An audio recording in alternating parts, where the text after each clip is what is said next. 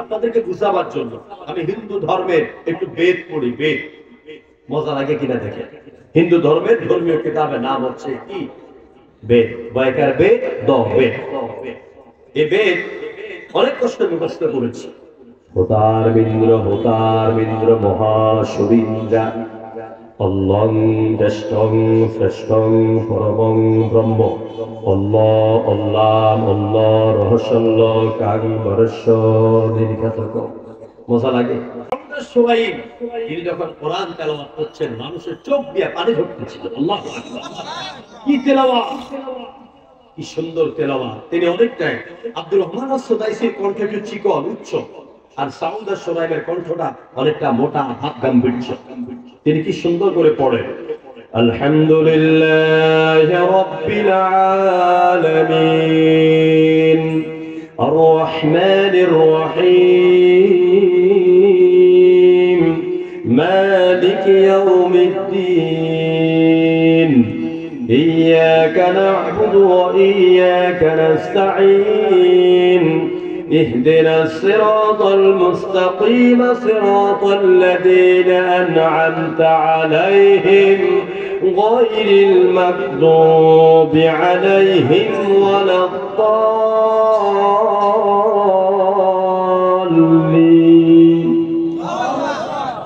নবীজির প্রতি দরুদ পড়লে লাভ না ক্ষতি? কি লাভ জানেন? মুসলিম শরীফের হাদিস অনুযায়ী আল্লাহর হাবিব বলেছেন, যে ব্যক্তি আমি নবীর উপরে একবার দরুদ পড়ে আল্লাহ পাক তার জীবনের 10টি গুনাহকে মাফ করে দেন। আর আস্তেগণ সুবহানাল্লাহ। যে ব্যক্তি আমার উপরে একবার দরুদ পড়ে আল্লাহ পাক তার উপরে 10টি রহমতকে নাযিল করে দেন। নবীজি আরো বলেছেন, যে ব্যক্তি আমার উপরে একবার দরুদ পড়ে আল্লাহ পাক তার মর্যাদার 10টি স্তরকে বৃদ্ধি করে দেন। এজন্য প্রাণ খুলে জোরে সোরে মুহাব্বতের সাথে পড়েন আল্লাহুম্মা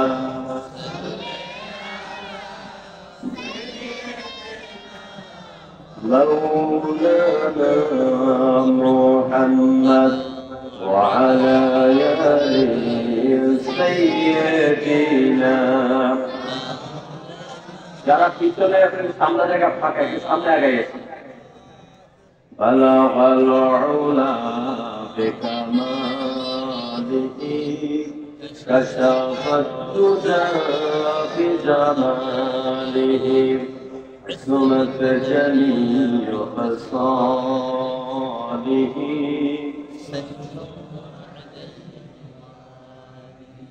कदमों में तेरी गिरता गलियों में तेरी फिरता गाहे सारे सारे लूटा गाहे बेक़रार होता बलागल उला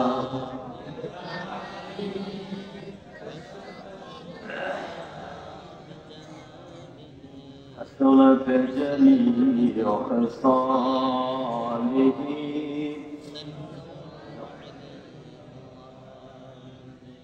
गफ्फार बख्श देता अगर इशारा करती मेरा जहाज़ी इस्यान तूफ़ान से पार होता बलागल उला बिकमालिही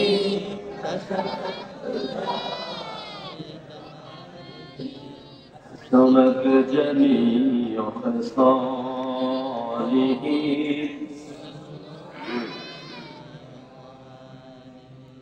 আইকে যাবি সঙ্গে আমার আইকে যাবি সঙ্গে আমার নবীর দেশে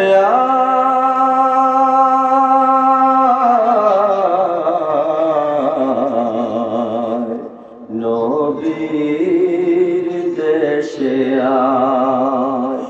যেথা মরুর ধুলো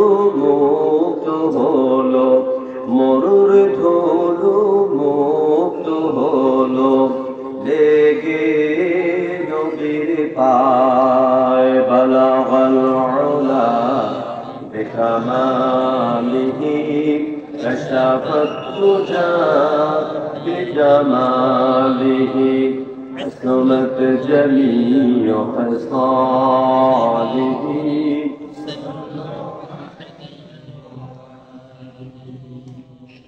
আমরা কোরআনে কারীম নিয়ে কিছু কথা বলতে চাই। কোরআনে কারীম বিশ্ব মানব জাতির জন্য আল্লাহর পক্ষ থেকে সর্বশ্রেষ্ঠ নিয়ামতের কিতাব, এটি হেদায়েতের কিতাব, এটি মানব জাতির মুক্তির কিতাব। জোরে বলো আলহামদুলিল্লাহ। প্রিয় বন্ধুগণ, কোরআনে কারীম এই দুনিয়াতে কেন আসে, কি জন্য আসে, কোরআনের প্রতি আমাদের হক কি, আমাদের প্রতি কোরআনের দায়িত্ব কি, এই কয়েকটি প্রশ্নের জবাব মুসলমান হিসাবে যদি আপনাদের ভিতরে জাগ্রত না থাকে, জানা না থাকে, তাহলে আমাদের জীবন, আমাদের মাহফিল, আমাদের আন্দোলন সব বৃথা। সর্বপ্রথম কোরআনের পরিচয় জানতে হবে। কোরআনটা কি? কোরআন হচ্ছে নূর আনোয়ারের ভাষা, হুয়া কালামুল্লাহ। কোরআন কার কালাম? আরো জোরে বলেন। এটার আগা থেকে গোড়া পর্যন্ত, শুরু থেকে শেষ পর্যন্ত একটি হরফ, একটি ওয়ার্ড, একটি আয়াত, একটি শব্দের ভিতরে পৃথিবীর কোন মানুষের হাত আছে? ১৫০০ বছর পর্যন্ত এই কোরআন এই পৃথিবীতে আছে, এ পর্যন্ত শুনেছেন এটার মধ্যে বাড়ানো হয়েছে, কমানো হয়েছে? তাহলে কোরআন হলো আল্লাহর কালাম। এটি জিবরাইলের মাধ্যমে নবী করিম সাল্লাল্লাহু আলাইহি ওয়াসাল্লামের তলবে তেলাওয়াত করা হয়। প্রিয় বন্ধুগণ, কোরআনে কারীম এই পৃথিবীতে বিশ্ব মানব জাতির মুক্তির কিতাব। এটি নির্ভেজাল কিতাব, এটা নির্ভুল কিতাব। যদিও যুগে যুগে অনেকে কোরআনকে ভুল প্রমাণিত করার চেষ্টা করেছে, যারা এই চেষ্টা করেছে তারা নিজেরাই ভুল হিসাবে দুনিয়াতে প্রমাণিত হয়েছে। কোরআনে কারীমের প্রশংসা করতে গিয়া কোরআনের মালিক আল্লাহ রাব্বুল আলামিন কি সুন্দর করে বললেন, যালিকাল কিতাবু লা রাইবা ফীহি হুদাল লিল মুত্তাকিন। That is the book, there is no doubt in it. যালিকাল কিতাবু লা রাইবা ফীহি, এটি এমন একটি কিতাব যার মধ্যে কোনো ভুল নাই, কোনো সন্দেহ নাই, সন্দেহের কোনো অবকাশ নাই, কোনো ভেজাল নাই। এটা নির্ভেজাল কিতাব। আলহামদুলিল্লাহ। প্রশ্ন উঠতে পারে, দুনিয়ার বহু লেখকের বই পড়েছি, ম্যাক্সিম গোর্কির বই পড়েছি, শেক্সপিয়রের বই পড়েছি, হুমায়ুন আহমেদের বই পড়েছি, ইমদাদুল হক কিরণের বই পড়েছি, কোন বইয়ের লেখক এই কথা বলতে পারে নাই আমাদের বইয়ের মধ্যে কোনো ভুল নাই। কিন্তু কোরআনের মালিক আল্লাহ রাব্বুল আলামিন শুরুতে তিনি বলে দিলেন, আমার মধ্যে কোনো ভুল নাই, আমার কিতাবের মধ্যে কোনো ভুল নাই। আমরা বলবো, রাব্বুল আলামিন তোমার কোরআনে কারীমের ভিতরে কেন ভুল নাই আমাদেরকে একটু বলে দাও, তার কারণগুলি কি? কোরআন নির্ভুল হওয়ার এক নাম্বার কারণ হলো আল্লাহ নবী সাল্লাল্লাহু আলাইহি ওয়াসাল্লামের ভাষা ছিল আরবি। জিবরাইল যে ভাষায় কোরআন এনেছেন তাও ছিল আরবি। নবী তো ইচ্ছা করলে কাতেবে ওহীদেরকে বলতে পারতেন যেখান দিয়ে সুবিধা ওইটা লেখো, আর যেটা অসুবিধা তিনি এটা গোপন করে নিজের মন মতে আরবি কথা চালাইয়া দিতেন। কাতেবে ওহীকে বললে তিনি সেটা লিখতেন। কিন্তু নবীর আদত, নবীর অভ্যাস এরকম ছিল না। কোরআনে কারীমের ২৭তম পারা সূরা নাজমের ৪ নম্বর আয়াতের ভিতরে আল্লাহ পাক বিশ্ব নবীর অভ্যাস সম্পর্কে বলে দিলেন, মা ইয়ানতিকু আনিল হাওয়া ইন হুয়া ইল্লা ওয়াহয়ুন ইউহা। আমার নবী নিজের প্রবৃত্তি থেকে, নিজের মন থেকে, নিজের মস্তিষ্ক প্রসূত কোনো কথা বলেন না। তিনি যা বলেন আল্লাহর নবীকে অনুসরণ করেই কথা বলেন। প্রিয় ভাইয়েরা, আমি কোরআনের বিশুদ্ধতা বোঝাচ্ছি। নবীজির উপর আল্লাহ পাক কোরআন নাযিল করেছেন। নবী চাইলে পরে বাড়াইতে পারতেন, কমাইতে পারতেন। নবী যদি এমন কিছু করতেন তাহলে নবীর জন্য আল্লাহর পক্ষ থেকে কি সতর্কবাণী আল্লাহ পাক দিলেন দেখুন। আল্লাহ পাক বলেন, ওয়ালাউ তাকাওয়ালা আলাইনা বা'দাল আকাবির লাআখাযনা মিনহু বিল ইয়ামিন সুম্মা লাকাতআনা মিনহুল ওয়াতীন। আল্লাহু আকবার। ওয়ালাউ তাকাওয়ালা আলাইনা, যদি আমার নবী ইচ্ছা করে কোরআনের মধ্যে কোনো কথা ঢুকাইতে অথবা বাদ দিতেন, লা আখাযনা মিনহুল বিয়ামিন, আমি আমার নবীর ডান হাতটাকে চেপে ধরতাম। চিৎকার মেরে কোন আল্লাহু আকবার। আর কি করতাম?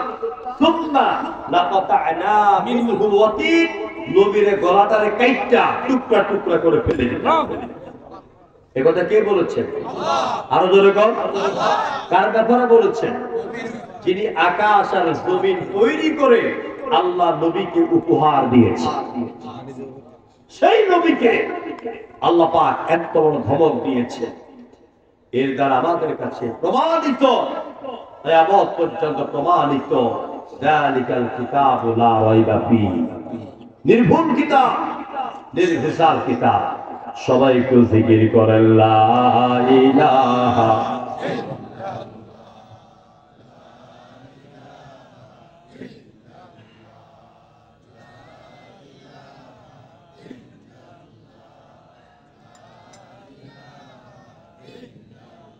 লা ইলাহা ইল্লাল্লাহ, লা ইলাহা ইল্লাল্লাহ মুহাম্মাদুর রাসূলুল্লাহ সাল্লাল্লাহু আলাইহি ওয়াসাল্লাম। প্রিয় ভাইরা, এবারে আসুন আমরা কোরআনের কয়েকটি বৈশিষ্ট্য আলোচনা করতে চাই। কোরআনের এক নম্বর বৈশিষ্ট্য হচ্ছে এই কোরআন মানব রচিত গ্রন্থ নয়। পৃথিবীতে মানুষকে পরিচালনার জন্য, সমাজ এবং রাষ্ট্রকে চালাবার জন্য মানুষ অনেক কিতাব তৈরি করেছে। যেমন Karl Marx, Lenin, Hume, Galileo, Copernicus, Kepler, Darwin, Hegel, Mao Tsetung. এরা অনেক মতবাদের বই তৈরি করেছে, মতবাদ তৈরি করেছে। মতবাদগুলি কি? Feudalism, communism, secularism, socialism, nationalism, এরকম বহু মতবাদ তারা তৈরি করেছে। কিন্তু তাদের ওইসব কিতাব মানুষ তৈরি করেছে তাদের কল্পনা মস্তিষ্ক প্রসূত। আল্লাহর কোরআন তার থেকে সম্পূর্ণ ভিন্ন। মানুষের তৈরি করা কিতাবের মতন নয়, বরং আবার আল্লাহ পাক বলেন এই কালাম হলো আমার। কিন্তু কাফেররা বলেছে কোরআন হলো মুহাম্মদের তৈরি করা কি কবিতা। ঠিক না? ঠিক কিনা? ওরা বলেছে মুহাম্মদের কবিতা। তো নবী কি কবি ছিলেন নাকি? ওমা আল্লামনাহু শি'রা, আমি আমার নবীকে কবি বানাই না। তো তারা যখন বলছিল যে কোরআনে ভুল টুল আছে, মানুষের তৈরি করা, মুহাম্মদের তৈরি করা কবিতা, তখন আল্লাহ পাক আমার বিশ্ব নবীকে বললেন, এই কোরআনে কারীমের ভিতরে তিন জায়গায় আল্লাহ পাক চ্যালেঞ্জ ছুড়ে দিয়েছেন। প্রথম চ্যালেঞ্জ করলেন, যদি পারো কোরআনের মতন একটা কিতাব রচনা করে নিয়ে আসো। দুই নাম্বার চ্যালেঞ্জ দিলেন, ওইটা যদি না পারো কোরআনের মতন বা কোরআনের অর্ধেক বানাইয়া তোমরা নিয়ে আসো, জিন আর মানুষ মিল্লা। তাও যখন পারলো না, এবার আল্লাহ পাক বললেন, ওয়া ইন কুনতুম ফি রাইবিন মিম্মা নাযালনা আলা আবদিনা ফাআতু বিসূরাতিন মিন মিথলি। আমার বান্দা মুহাম্মদের উপর নাযিল করা এই কোরআনের উপর যদি তোমরা সন্দেহ করে থাকো তাহলে এই কোরআনের মতন ফাতু আমরুল সিগা নিয়ে আসো বিসুরাতিন গোলতায় এসেছে। এর দ্বারা তাফসীরকাররা বুঝিয়েছেন কোরআনের সবচাইতে সর্বকনিষ্ঠ সবচাইতে ছোট্ট সূরার মতন একটা সূরা রচনা করে নিয়ে আসো। আল্লাহ নবী আয়াতে প্রমাণ করতে গিয়া তিনি কোরআনে কারীমের দুইটি আয়াত লিখলেন সবচেয়ে ছোট্ট সূরা ইন্না আ'তাইনাকাল কাউসার ফাসাল্লি লিরাব্বিকা ওয়ানহার। এই দুইটি আয়াত লিখে সাহাবীদেরকে বললেন কাবা শরীফের গিলাফের মধ্যে ঝুলাইয়া দাও।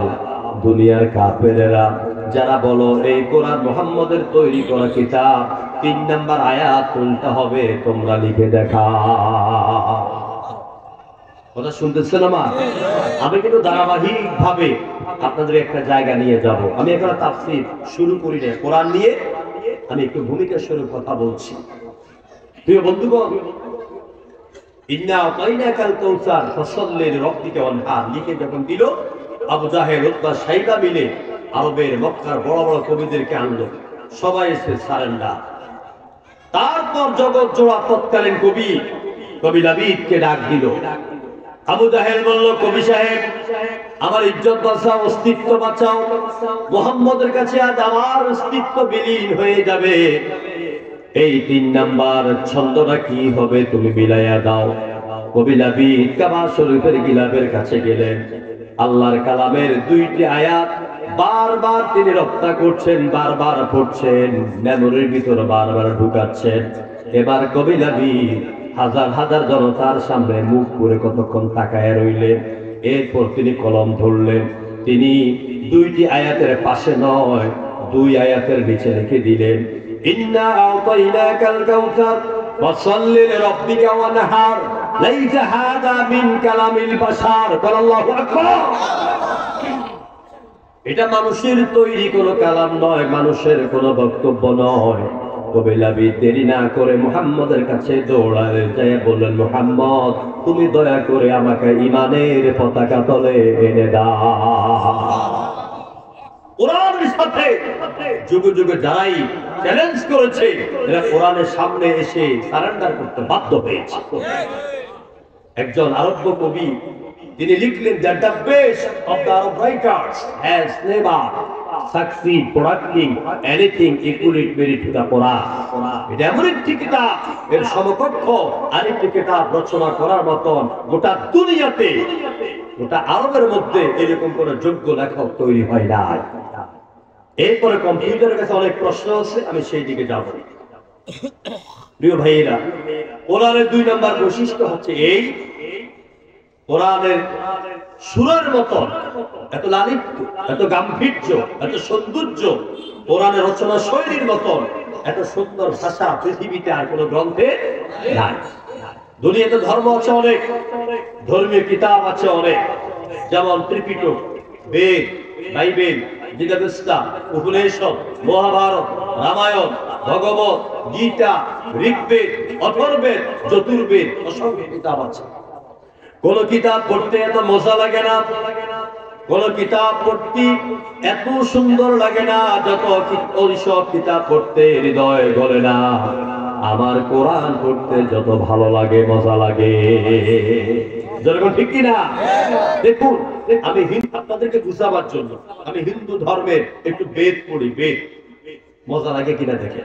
হিন্দু ধর্মের ধর্মীয় কিতাবের নাম হচ্ছে কি? বেদ। বয়কার বেদ, দ বেদ। এই বেদ অনেক কষ্ট মুখস্থ করেছি। হোতার বিন্দ্র মহাসুরিন্দ্রা অল্লং জ্যেষ্ঠং শ্রেষ্ঠং পরমং ব্রহ্ম অল্লাহ অল্লাহ অল্লাহ রহস্যল্ল কাং বরস্য দীর্ঘাতক। মজা লাগে? চোখের পানি আসবে না। এটা মানুষের তৈরি করা। আর কাবা শরীফের ইমাম সাউদ আশ-শুরাইর, আমি একেবারে সরাসরি তার কণ্ঠ শুনেছি। 2022 সালে আমার মদিনা বিশ্ববিদ্যালয়ে মাহফিল ছিল, বাঙালি ছাত্র পরিষদের উদ্যোগে। সেখানে সাউদাস সুরাইম তিনি যখন কোরআন তেলাওয়াত করছেন মানুষের চোখ দিয়ে পানি ঝরতেছিল। আল্লাহু আকবার, কি তেলাওয়াত, কি সুন্দর তেলাওয়াত। তিনি অনেকটাই আব্দুর রহমান আস-সুদাইসির কণ্ঠ একটু চিকন উচ্চ, আর সাউদাস সুরাইমের কণ্ঠটা অনেকটা মোটা হাত গাম্ভীর্য। তিনি কি সুন্দর করে পড়েন, আলহামদুলিল্লাহি রাব্বিল আলামিন আর রহমানির রহিম মালিকি ইয়াউমিদ্দিন ইয়্যাকা না'বুদু ওয়া ইয়্যাকা নাস্তাঈন اهدنا الصراط المستقيم صراط الذين أنعمت عليهم غير المغضوب عليهم ولا الضالين।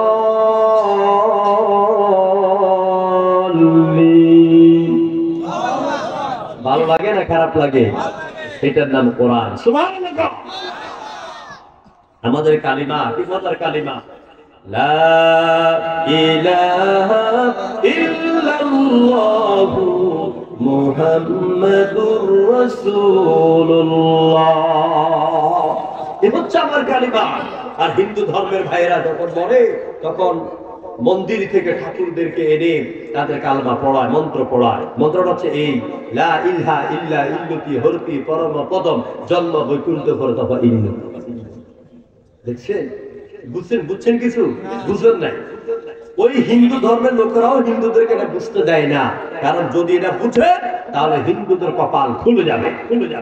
এটা কি বলা হচ্ছে? লা ইলাহা ইল্লা ইল্লুতি, মানে লা ইলাহা ইল্লাল্লাহ হরতি পরম পদম জন্ম বৈকুণ্ঠ ভরতফা ইন্নুতি। যদি তুমি মুহাম্মদ রাসূলুল্লাহর মডেল অনুযায়ী জীবন গঠন করতে পারো আর মরতে পারো, তাহলে তুমি স্বর্গে চলে যাবে। প্রিয় বন্ধুগণ, কোরআনে কারীম পৃথিবী অন্যতম এক সুরলা কিতাব। কোরআনে কারীমের ৩ নম্বর বৈশিষ্ট্য হচ্ছে কোরআন যত বেশি তেলাওয়াত করা হয় পৃথিবীতে অন্য কোন কিতাব এত তেলাওয়াত হয় না।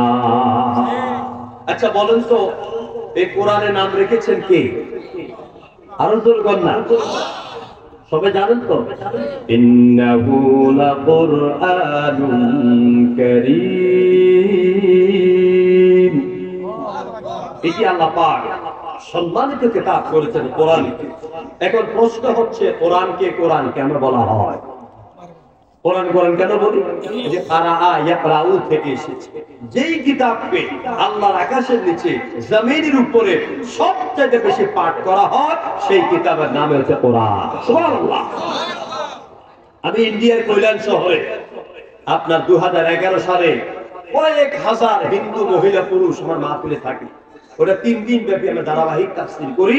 আপনাদের দোয়া আছে 2011 সালে আমার হাতে প্রায় 6 জন ইসলাম কবুল করেছিল, যার বদলতে আমাকে ভারতের কারাগারে রেখেছিল 2 দিন।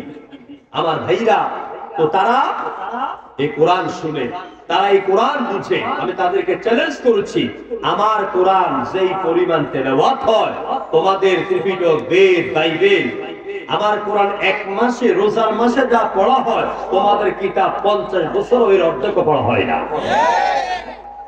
সুতরাং কোরআন নিয়ে বেশি কথা বলবো না। কোরআন নিয়ে একটা জিনিসের মধ্যে আমরা ভুলে আছি, যারা মুসলমান নামদারি আমরা ভুলের মধ্যে আছি। ওই ভুলটা শুধরাইয়া এরপরে আমি তাফসীরে ঢুকবো। ভুলটা কি? আলেম ওলামা, সাধারণ মানুষ আমরা মনে করি কোরআন হচ্ছে ধর্মীয় কিতাব। প্রচলিত অর্থে কোরআনে কি বলি আমরা? ধর্মীয় কিতাব না। কোরআন ধর্মীয় কিতাব নয়। ধর্মীয় কিতাব হচ্ছে ওইগুলি যেগুলি নাম একটু আগে বললাম। কোরআন কিন্তু সাধারণ ধর্মীয় কিতাব নয়। ওই সব ধর্মীয় কিতাবে ধর্মে বলা আছে জীব হত্যা মহাপাপ, শত্রুকে ক্ষমা করে দিও, নীতি কথা, সুন্দর কথা, মিঠা মিঠা কথা। আর কোরআন এরকম ধর্মীয় কিতাব নয়, বরং কোরআন হচ্ছে বিশ্ব মানবতার জন্য জীবন বিধান। জীবন বিধান আর ধর্মীয় কিতাব এক কথা নাকি? দা হোলি কোরআন is our constitution. কোরআন আমাদের সংবিধান। কোরআন আইনের কিতাব। সমাজ চলবে, রাষ্ট্র চলবে, দেশ চলবে, অর্থনীতি, যুদ্ধনীতি, স্বরাষ্ট্রনীতি, বিবাহ নীতি, কৃষি নীতি, রাজনীতি একমাত্র আল্লাহর কোরআন দিয়া এই পৃথিবীতে পরিচালিত হবে। কোরআন দিয়া যদি মানুষের অধিকার প্রতিষ্ঠা করা হয়, কোরআনের অধিকার যদি জমিনে কায়েম হয়, কোরআন দিয়ে যদি রাষ্ট্র চালানো হয়, তাহলে দিনের ভোট এই জমিনে আর রাতে হবে না। প্রিয় বন্ধুগণ, কোরআনে কারীম এটি এমন একটি কিতাব, পিঁপড়া থেকে হাতির কথা কোরআনে আছে নাকি নেই? পিঁপড়া নামে সূরা হলো সূরাতুন নামল। এরপরে যে ডাইনিং টেবিলে বইয়া ভাত খান, খাবার টেবিল, এই টেবিলের নামে সূরা আছে। আলহামদুলিল্লাহ বলতেন না? জানেন কোন সূরা কোন দেখি? জানেন না? সূরা আল মায়েদা। আল মায়েদা মানে খাবার টেবিল। মায়েদা মানে কি? খাবার টেবিল। পেশাব করার পর যে ঢিলাগুলো ব্যবহার করে, ঢিলা, এই ঢিলার নামেও কিন্তু কোরআনে সূরা আছে, নাম হচ্ছে আল আহকাম। কাহাত নয়, আল আহকাম। এই আহকাম মানে ঢিলা, বালু দিয়ে যে ঢিলা বানানো হয়। তাহলে দেখেন, গরু থেকে মানুষ, বাকারা, নাস, আবার মহিলাদের নামে সূরা সূরাতুন নিসা, পিঁপড়া থেকে হাতি সূরাতুল ফিল। এই যে আপনাদের এখানে যা আছে, চেয়ার, টেবিল, মাইক, লাইট, এই বাঁশগুলি, পর্দাগুলি, নিচে বিছানা, আমি সব কোরআন দিয়ে দলিল দিতে পারবো। আমার আলোচনা লম্বা হয়ে যাবে, আমি সেই দিকে যাব না। অর্থাৎ আমি বুঝাতে চাইলাম, এই কোরআন শুধুমাত্র নামাজ, রোজা, হজ, যাকাতের কথা বলে না, বরং মানুষের জন্ম থেকে মৃত্যু পর্যন্ত, রান্নাঘর থেকে বঙ্গভবন পর্যন্ত যা দরকার, তিবিয়ানাল লিকুল্লি শাই, সব কথা আল্লাহ কোরআনে বলে দিয়েছে। যারা বলে হুজুর মাহফিল করতে এসে রাজনীতি করেন কেন, আমি ওই সব বেকুবদেরকে বলবো, আমরা তোমাদের মতন মানুষের তৈরি করা, মানুষের পাঁচটা গোলামি মার্কা রাজনীতির কথা বলি না। আমরা রাজনীতির কথা বলি আমার আল্লাহ যে রাজনীতি করার জন্য আমাকে দুনিয়াতে প্রতিনিধি করে পাঠিয়েছে। রাজনীতি করা ফরজ, রাজনীতির কথা বলা ফরজ, আল্লাহর জমিনে দ্বীন কায়েমের আন্দোলন করা ফরজ। নামাজ যেমন ফরজ, রোজা যেমন ফরজ, হজ করা যেমন ফরজ, যাকাত দেওয়া যেমন ফরজ, জমিনে দ্বীন কায়েমের আন্দোলন করা এর চাইতে বড় ফরজ। প্রিয় ভাইয়েরা, কোরআন নিয়ে শেষ কথা, কোরআনকে একটা প্রশ্ন করবো, কোরআন এই লাকসা নরপাটি মানুষদেরকে জবাব দেন, আপনি নরপাটি কেন আইছেন? জবাব দিতে পারবে? কোরআন জিন্দানা মুর্দা? জিন্দানা মুর্দা? এই কোরআন যুদ্ধ করেছে, এই কোরআন সেনাপতির দায়িত্ব পালন করেছে, এই কোরআন মদিনার সংসদ চালিয়েছে, এই কোরআন যুদ্ধ করতে করতে তার শরীর থেকে 83 বার রক্ত দিয়েছে। কোরআন কয়টা? কোরআন কয়টা? এই ধারণাটা একটা ভেঙে দিয়ে যায়। বড় বড় ভাইরাল বক্তার পিছনে দৌড়াইয়েন না, মাহফিলে যাবেন কিন্তু শিখতে যাবেন। এখন তো শুধু সুর আর ভাইরালের পিছনে দৌড়ায়, মোবাইলে দেখে দৌড় মারে। ওই দিন আমি নীলফামারী, আমার মাহফিল ছিল ডোমার থানায়, গত 9, 10, 11 ডিসেম্বর। তো ওখানে যাওয়ার পরে বলে, হুজুর এইরকম এক ভাইরাল বক্তা আসছে, স্টেজ থেকে নামাইয়া সবাই ধরছে মারার জন্য, পরে যাক আলেম হিসাবে বিদায় করে দিয়েছে। চটং পটং কিছু কথা বলে মোবাইলের মাধ্যমে, এগুলো দেখে মানুষ দাওয়াত করে, লোকজন জমা হয়, আসলে মানুষকে হেদায়েতমূলক বা জ্ঞান গর্বা কোনো কথাই বলে না। আমার ভাইরা, কোরআনে কারীম জিন্দা কিতাব। কোরআন দুইটা এই পৃথিবীতে এসেছে। কয়টা কিতাব? দুইটা। একটা হলো থিওরিক্যাল কোরআন, এটা কিয়ামত পর্যন্ত আছে, ঘরে, মসজিদে, খানকায়, সিনার ভিতরে, মেমোরির ভিতরে। এটা হলো থিওরিক্যাল কোরআন। আরেকটা প্র্যাকটিক্যাল কোরআন এসেছিল, বাস্তব কোরআন এসেছিল, নাম হচ্ছে hour prophet, hour leader, as a teacher, Muhammad সাল্লাল্লাহু আলাইহি ওয়াসাল্লাম। আল্লাহ নবীর স্ত্রী মা আয়েশাকে প্রশ্ন করা হলো, মা আপনার স্বামী বিশ্ব নবী সম্পর্কে আমাদেরকে কিছু বলেন। মা আয়েশা পর্দার অন্তরাল থেকে বললেন, ইয়া বুনাইয়া আতাকরাউনাল কুরআন, ও কলিজার টুকরো ছেলেরা, তোমরা কি কোরআন জানো না, কোরআন পড়ো না? সাহাবায়ে কেরাম বলছেন, মা এখানে আমরা যারা আছি অনেকে হাফেজে কোরআন, অনেকে মুফাসসিরে কোরআন। আল্লাহ নবীর স্ত্রী আমাদের আম্মা জান আয়েশা সিদ্দিকা বললেন, বাবারা আপনারা যেহেতু আল্লাহ নবীর জীবন আর চরিত্র সম্পর্কে জানতে এসেছেন, এক কথা আমি বলে দিতে পারি, কানা খুলুকুহুল কুরআন। আল্লাহ নবী যখন রাস্তা দিয়ে হেঁটে যেতেন, আমার কাছে মনে হতো যেন একটা জীবন্ত কোরআন হেঁটে যায়। 30 পারা কোরআনের ভিতরে যা আছে বিশ্ব নবীর জীবনে তাই করা আছে। প্রিয় বন্ধুগণ, এই কোরআনকে যদি প্রশ্ন করেন, হে কোরআন আপনি কেন এসেছেন, আমাদেরকে জবাব দেন। আল্লাহ রাব্বুল আলামিন 1000 বছর আগে এই কোরআনের মধ্যে তার জবাবটা দিয়ে দিলেন সূরা ইব্রাহিমের মধ্যে। আলিফ লাম রা কিতাবুন আনজালনাহু ইলাইকা লিতুখরিজান নাসা মিনাজ-যুলুমাতি ইলান নূর। আল্লাহ পাক বলছেন আলিফ লাম রা হারফে মুকাত্তাআত, বিচ্ছিন্ন অক্ষর। নবী হে, আপনার কাছে এমন একটা কিতাব আমি পাঠাইয়া দিলাম, নাযিল করলাম, যাতে করে কোরআনের শিক্ষা প্রশিক্ষণ দিয়া সমাজ এবং রাষ্ট্রের মানুষগুলিকে আপনি অন্ধকার সমূহ থেকে ভালোর দিকে আনতে পারেন। সুবহানাল্লাহ। জুলুমাত, জুলমাতুল জমা, জুলুমাত, অন্ধকার একটা না, অনেক অন্ধকার। কি অন্ধকার?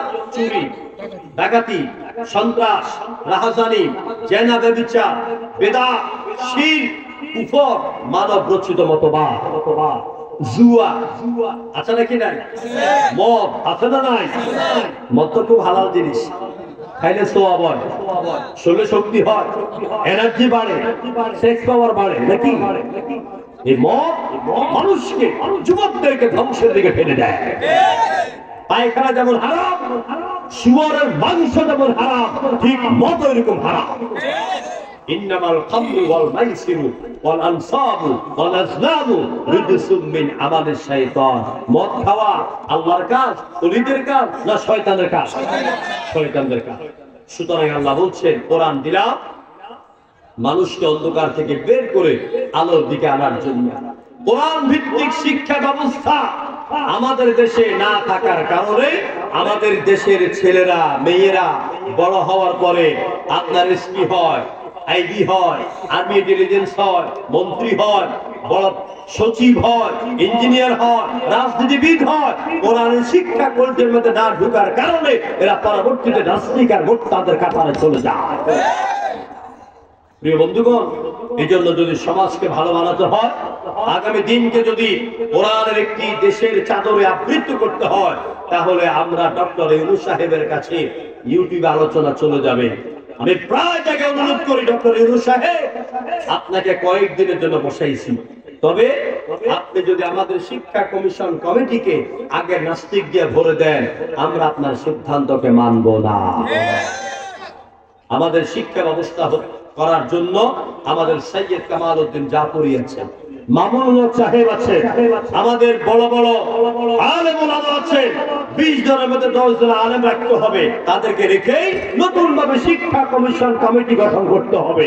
আর সেই শিক্ষা ব্যবস্থার মধ্যে কোরআনের পারাগুলিকে ভাগ ভাগ করে, বুখারী মুসলিমের হাদিসগুলিকে ভাগ ভাগ করে ঢুকাইয়া দিয়া আগামী দিনের সন্তানদেরকে ওমর, আবু বকর, উসমান, আলীর উত্তরসূরি বানাইতে হবে। চিল্লাইয়া বল ঠিক কিনা? বাংলাদেশ ততদিন পর্যন্ত আলোর পথ দেখবে না, বাংলাদেশ থেকে ততদিন দুর্নীতি দূর হবে না, বাংলাদেশ থেকে ততদিন সিন্ডিকেট ব্যবসায়ীরা দূর হবে না, বাংলাদেশের রাজনীতি এবং ভোট নির্বাচন স্বচ্ছ হবে না, যেই পর্যন্ত আমরা কোরআনের আঙ্গিকে নেতা তৈরি করতে না পারি। কোরআন দিয়ে দেশ চলুক, আপনারা চান কিনা? আমরা অনেক ছাতামাতা দেখেছি, আমরা ইংরেজদের শোষণ দেখেছি, দেখিনি? ইংরেজদের শোষণ দেখেছি, আইয়ুবের শাসন দেখেছি, শেখ সাহেবের ভাষণ দেখেছি, জালিমের জুলুম দেখেছি। সব গোড়ার দিন দেখা শেষ, আগামী দিন হবে কোরআনের বাংলাদেশ। দুহাত তোলা লাগে না।